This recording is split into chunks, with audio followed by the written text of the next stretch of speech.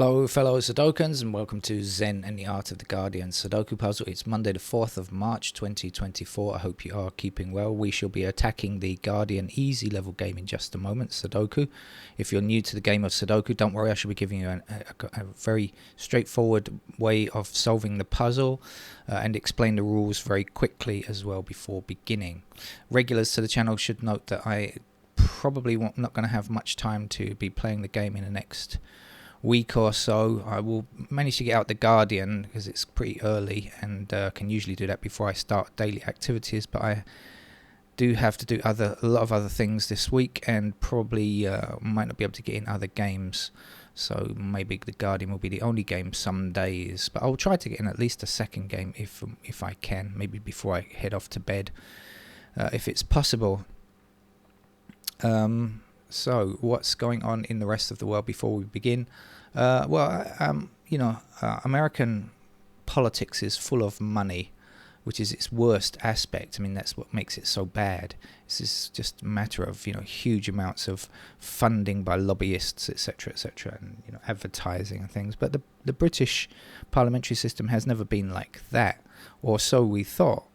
But now it appears that Jeremy Hunt has given £100,000 of his own money into his local Conservative Party to get himself re-elected. Presumably going to be using it for funding, advertising, etc. This is a disturbing trend. It's bad enough, as we've seen what happens in America when money funds everything. Of course, much better for government to have allotted funds for elections and not allow political stuff outside that. Anyway, we'll see what happens with that. So let's explain the rules of Sudoku for those of you who are absolutely new to the game. You'll see there are 9 squares in every row across. There are 9 squares in each column down, and all we have to do is fit the numbers 1 to 9 in each square. There are 9 squares, 9 numbers. And of course you can see some are already filled. 1, 4, 2, 5 are already filled in this column. This column here already has 5, 6, 2 and 1 filled in. We don't need to find 1, 2, 6 or 5 in this row because there are only 9 squares. We're looking for the other numbers, not the ones that are already placed. Now there's one more thing to work out, and that's in these small 3x3 grids. We also put the numbers 1 to 9, and that's it. And we use logic to find the answer. We don't guess anything, okay? But if the point is that there is only one possible position for that number to appear in, then that's where it goes. That's how we find the answer. So let's look at this block here. Now we have 4 and 6. We're looking for everything else to fit into these squares here. And I want to focus on digit 2. And in fact, if you're playing on a computer and you click on digit 2 and it highlights the others like this, that's a useful thing for you. And so what do we know now? So now we know that 2 already exists in this column, and so can't reappear anywhere else in this column. Okay, there can only is enough room for one digit only, so 2 can't be in this square or this square. We've also got 2 in this column here, and that means there cannot be any other 2s. That means that this square, and this square can't be 2. And now we've got 2 in this row, which also can't reappear in this row. And so 2 can't appear in this square or this square. But look, we've got one white square not highlighted in blue, and that's not affected by the surrounding 2s. And that means we know for sure that is where the 2 goes. There's nothing else to do, and we can now place the digit, and we can start looking for the next one. I'm going to continue with the 2s, and I'm going to find a 2 in this block up here. When I click on the 2s again, you'll see that we have 2 blocking across this row here, so these 2 squares can't be 2. We have 2 blocking across this row here, so these 2 squares can't be 2. And 2 going up to the top, which means that this can't be 2, and that means a 2 must exist here only. Are you getting the idea now? Good. Because that's really kind of just doing that over and over again will get us to the end, hopefully. At the end of these, certainly these beginner level puzzles, easy level puzzles, but more difficult things are necessary when you get to the harder levels. But we're just beginning today, we're just starting. So 6 blocking down here and 6 blocking down here. What does it mean? This square, this square, this square and this square can't be 6 because of these 2 6s here. And again, there's just one possibility. We know that the 6 goes there. It can't go anywhere else. Okay, I think you've got it now. By Jove, she's got it. Now,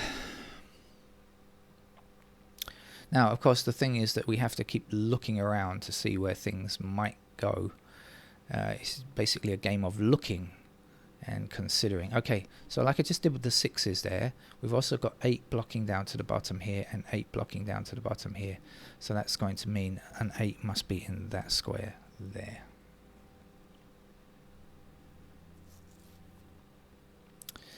And now we have 9 blocking down to the bottom here, and we have 9 blocking across this row and this row like this, and that's going to put a 9 there.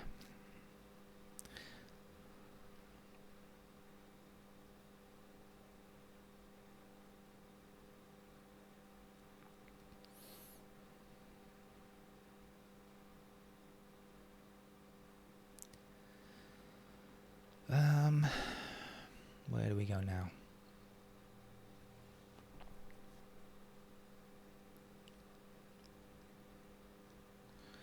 Try and find something to get you that will be interesting.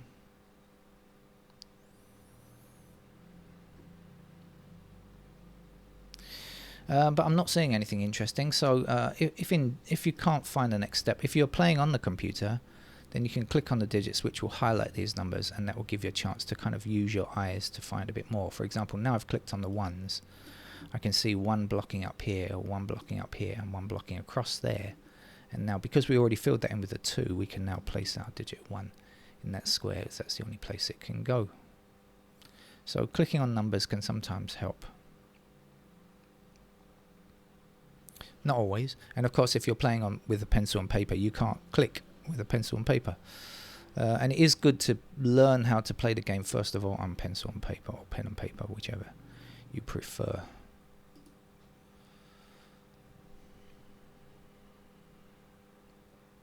I'm just clicking through the digits, trying to find something that I think will be useful.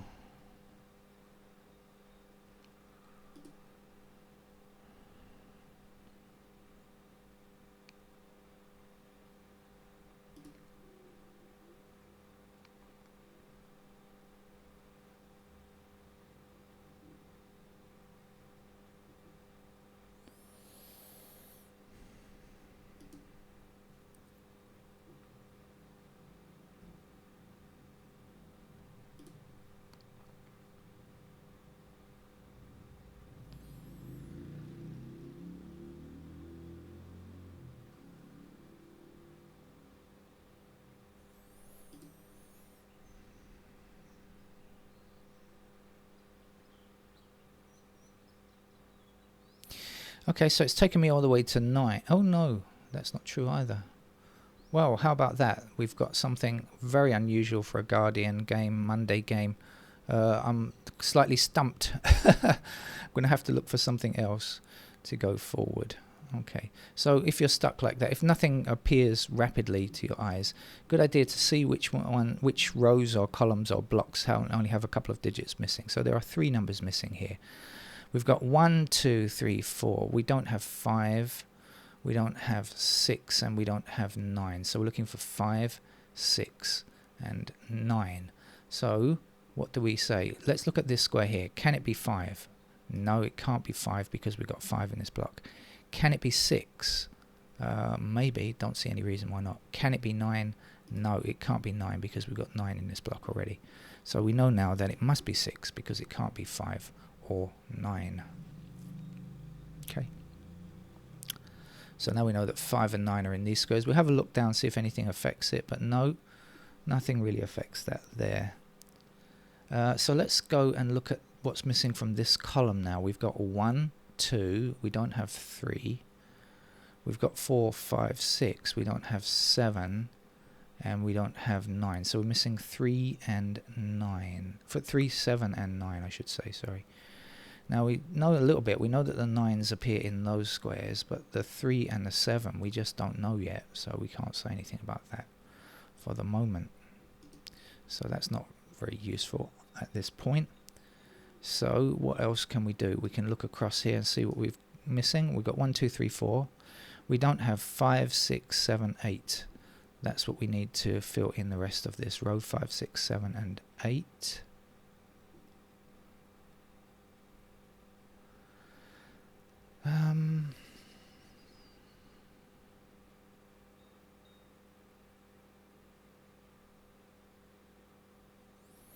No, that's no good either. What about this block here? Let's see what we're missing. 2, 5, 6, 7 are missing.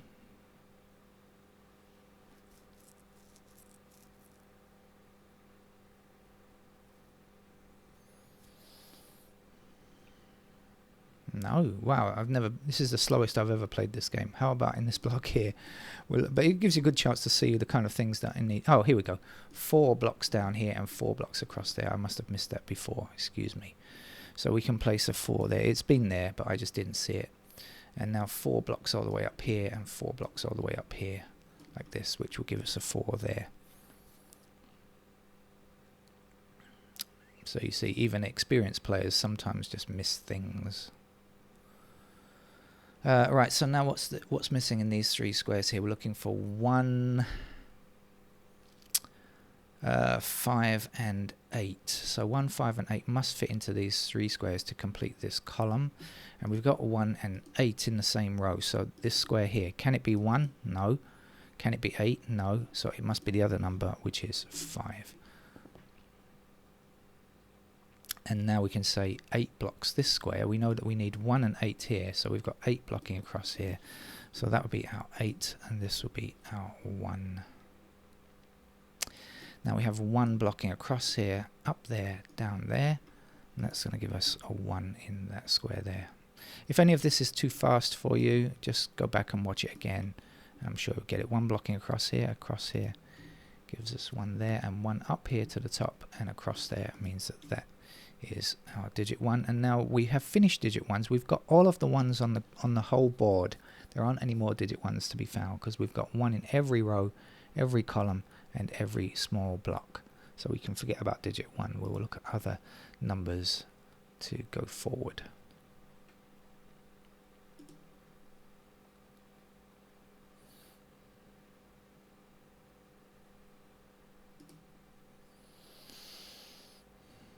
Okay, so this is kind of an interesting thing. That one skill that you will develop is a kind of what will happen in the future type thinking. So let's look at this block here, right? We've got 4 blocking across it and down here. And what do we know? We know that 4 is either in this square or this square. But we can't say which one yet, but we do know it's either here or there because it's blocked from the other squares here, right? So I'm going to unhighlight that for the moment. So now we know that the blue squares, either this square or this square contains a 4. You just keep that in mind. Now look down here at this block down here. We've got 4 blocking across here like this and 4 blocking across here, which leaves us 2 empty squares down here. Now we ask ourselves, can it be this square here? Maybe, no reason why not. Can it be this square? No, because if 4 is in here, it will block this. And if 4 is in here, it will still block this square here. So we know that there's only one possibility for the 4 to exist, and it must be there. I hope that was okay.